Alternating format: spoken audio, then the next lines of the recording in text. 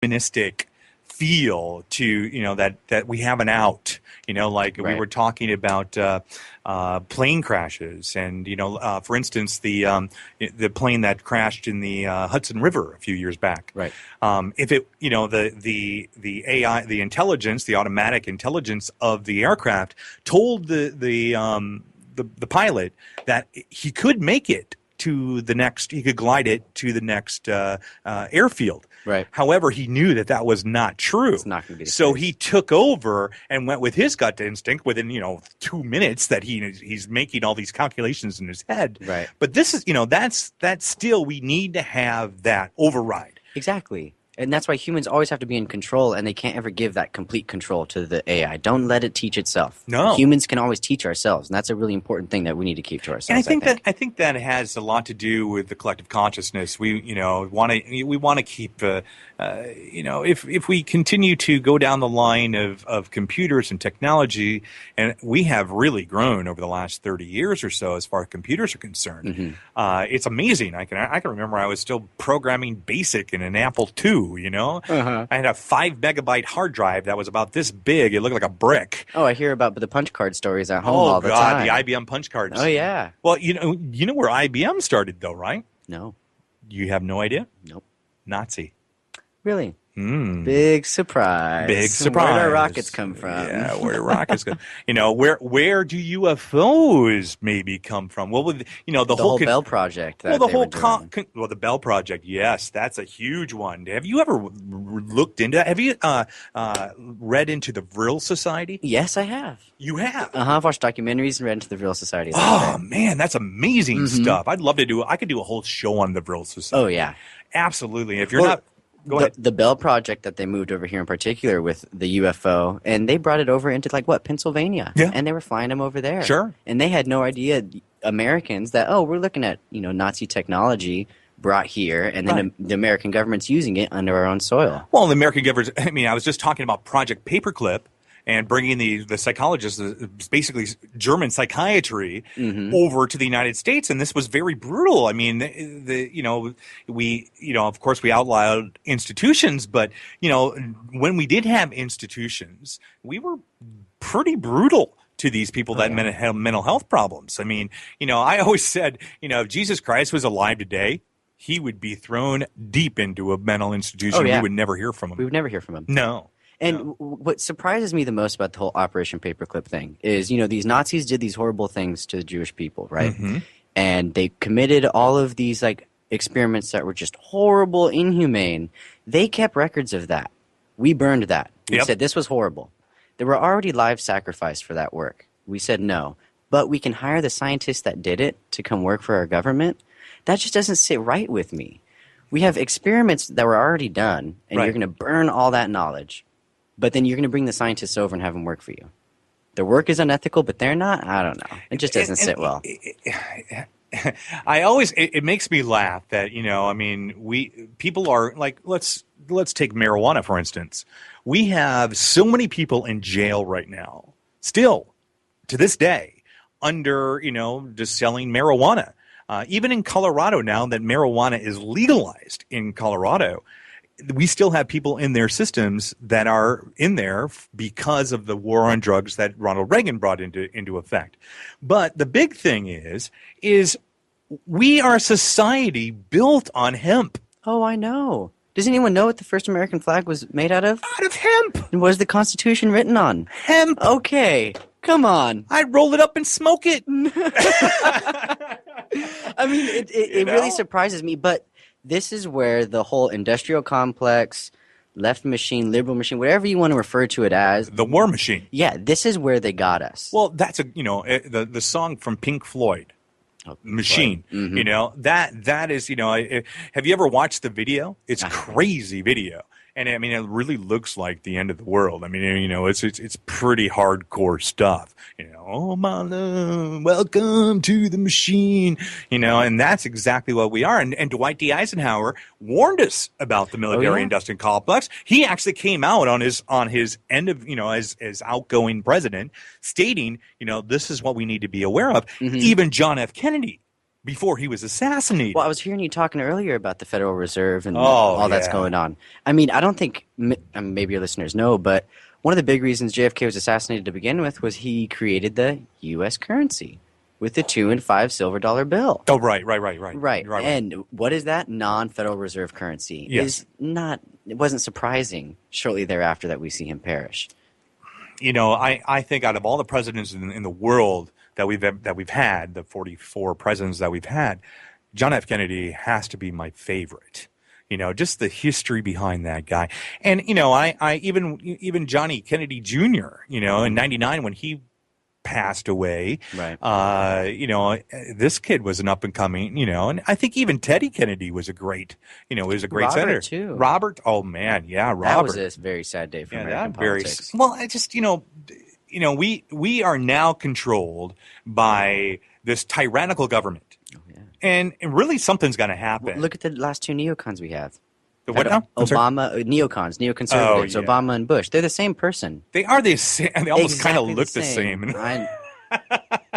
We were talking about reptilians earlier. Shapeshifter. Yep. Well, I mean, did you ever see those videos of Osama bin Laden and Obama? And they would mix them. Oh, yeah. So ridiculous. You know, and I believe Osama bin Laden, you know, I was actually talking in my global news media class how I believe we were talking about journalistic objectivity and how it's really hard for journalists to be objective or non-biased. Right. But some say it's too dangerous. It costs too much money to be in the field. But I remember when they went, you know, NBC News went right into the cave with Osama and bin Laden saying, I had nothing to do with 9/11. Oh, yeah. Not a single thing. And I believe the guy. Well, the weird thing is, like, that's such a particular thing. Supposedly, Fox News said he died before 9/11.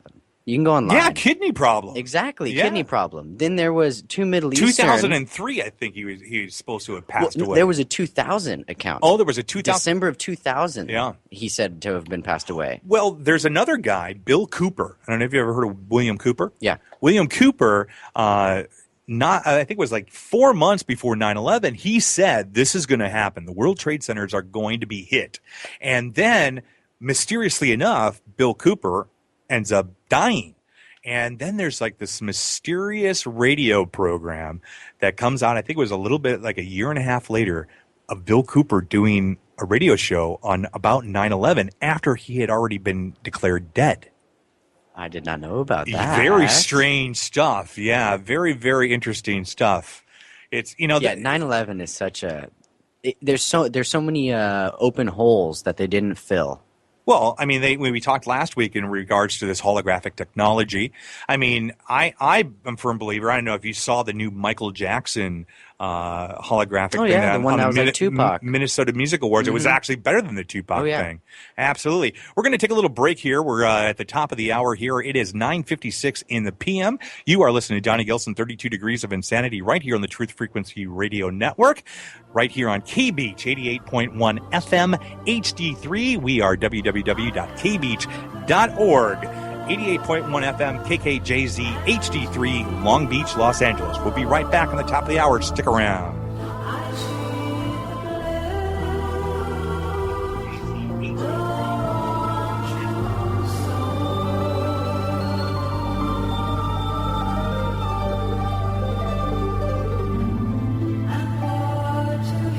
What's up, brother? Good, man. How was the first half hour? Yeah, there's a lot of things. Real people, real radio. Initiating the truth frequency. This is Truth Frequency Radio. He's a real nowhere man, sitting in his nowhere land, thinking on his nowhere land, but nobody doesn't have a point of view, knows not where he's going to. Isn't he a bit like you and me? Nowhere land, please listen. You don't know what you're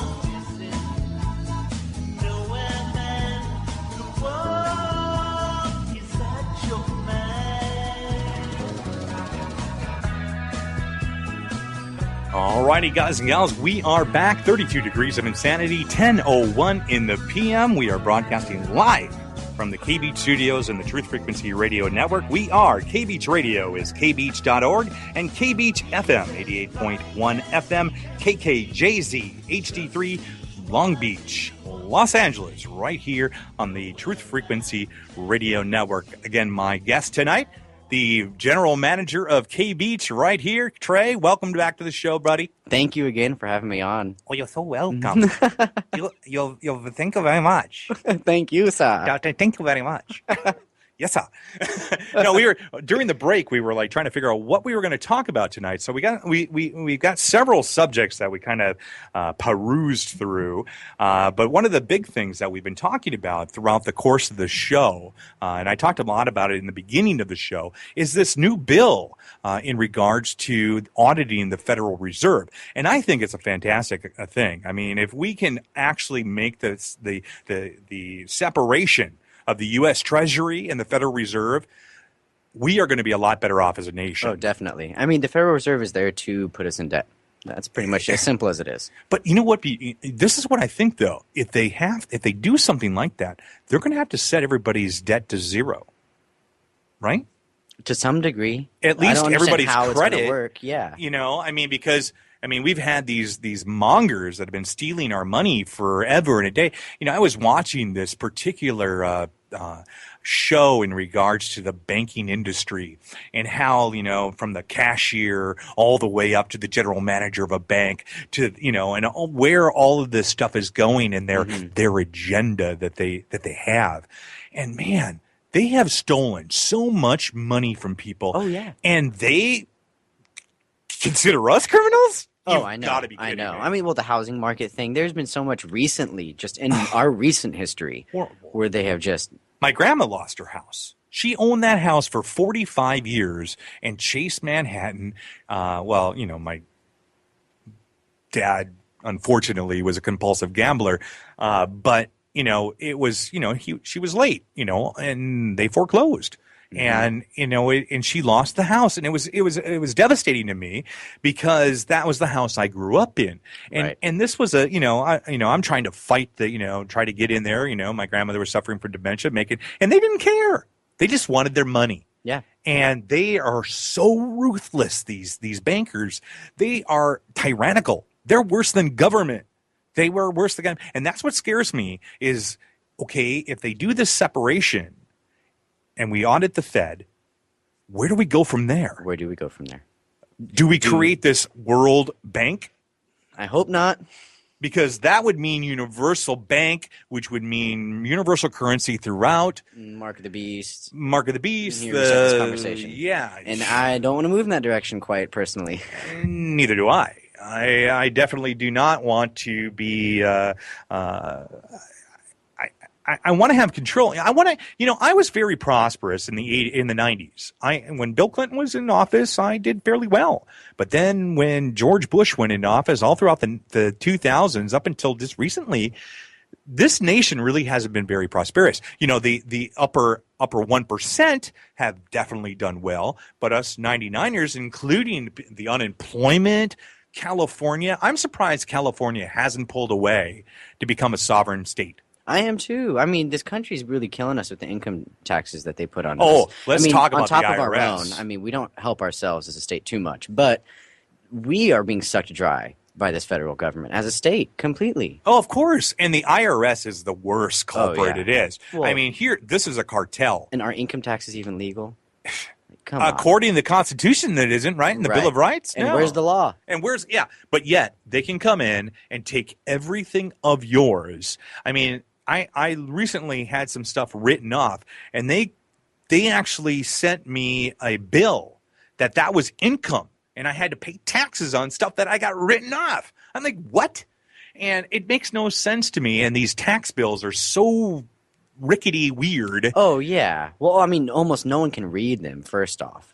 And then whenever you translate them, like I said, they don't even give you the law. No. There's no legal backing for income taxes. No. There's not any legal backing. But yet, if you try to, They'll audit you. and then you'll be take a you to Wesley court Snipes.